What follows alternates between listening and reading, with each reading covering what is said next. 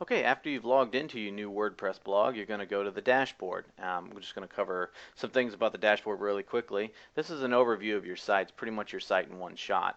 As you develop your blog, you'll see different things on here that will start to change over time. A couple of things about the dashboard. Clearly this up here is a link to your actual blog if you wanted to go and take a look at it. And over here on your left is your navigation. You're going to find that, and this should be a pretty standard for a lot of people. Also, a little thing about the navigation along the side is that if you'll notice in between where each of these navigation bars break, your icon will change, your mouse icon. If you click on that, that'll actually compact your navigation on the side so you can save yourself a little bit more screen room if you have a limited screen. So you want to really try and maximize your real estate. Your stuff will come out, you just hover over it, and it'll all just come out here on the side instead. So it might save you a little bit of room. And you can click back and it'll restore itself. Up here at the top, you'll have these things that it's commonly used things that you may want to do real quick that you don't want to necessarily have to navigate to along the menu, or if you're somewhere else you don't want to have to try and find your way back to it.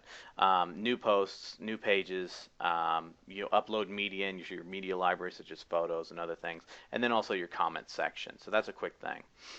This right here, the right now, basically shows exactly what your blog is about. Tell you how many categories, pages, posts, tags, and how many comments you have, including the ones that are visible, the ones that you need to moderate in case they're spam, and the ones that have been flagged as spam. Also, it shows your theme, how many widgets you're using, and what type of WordPress you're using. If for any reason that you need to update it, it'll display it here, and it'll also display it down here. You can change your theme by clicking on this button very quickly. So, recent comments, if you have a comment that you may feel that you want to comment back on, or maybe maybe it shows that maybe it might be something that's spam, you'll see some of the recent comments here with also a quick menu that pops down that you can do right there from the dashboard. If you say, well, that's actually a spam comment, I want to spam it, or maybe even just want to delete it. Plugins, this is from WordPress itself. It's actually feeding to you directly. It's showing you kind of new plugins, popular plugins, recently updated ones. So in case it's something that you might be interested in, kind of keeps you in the loop about what's going on in the plugins. Drafts, this is something that if you keep a lot of drafts for common use, or maybe it's something you haven't completed, it'll show there. It's not really something that's used that much depending on where you are. Also, the WordPress development blog shows you what's going on in the WordPress world, such as right now, as of the recording, Beta 2 just came out for WordPress 3.0, so if some people like to see what's going on in the new versions of WordPress, it'll show you that kind of stuff here. Other WordPress news, it's just basically their feed of their different things. And your incoming links down here at the bottom. Your incoming links will basically show you how many people are linking to your blog.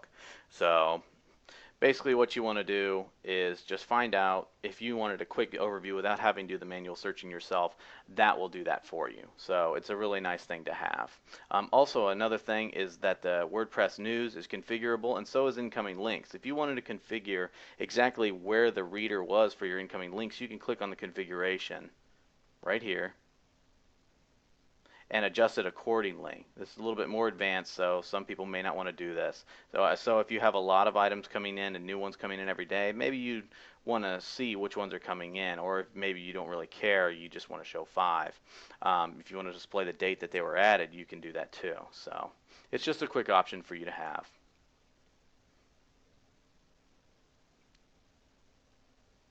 Same thing for the other WordPress news, you can configure it.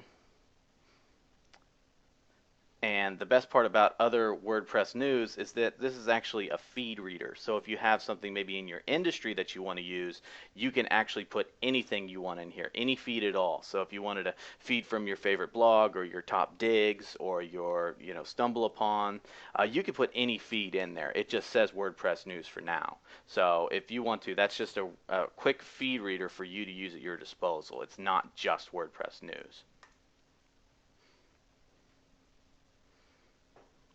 Another handy feature about the dashboard that a lot of people don't really know about is the screen options and help sections. These are actually everywhere, and they're configurable across a multitude of pages, so they kind of change depending on what page you're on. But where it has some of the most robust options is on the dashboard. So if you click this, a drop down will come up, and you can basically show what you do or do not want to see every time you log in. Other WordPress news, the development blog, your drafts, that kind of stuff you don't really care about, so it doesn't really matter and you don't need to use it. The plugins, and you can make all that go away.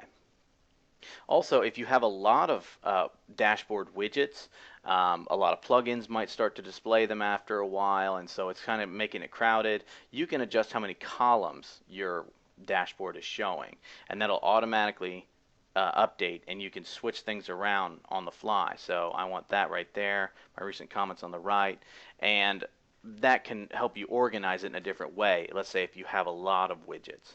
So that's another thing that you can do with the screen options. One last thing I didn't mention was the quick press.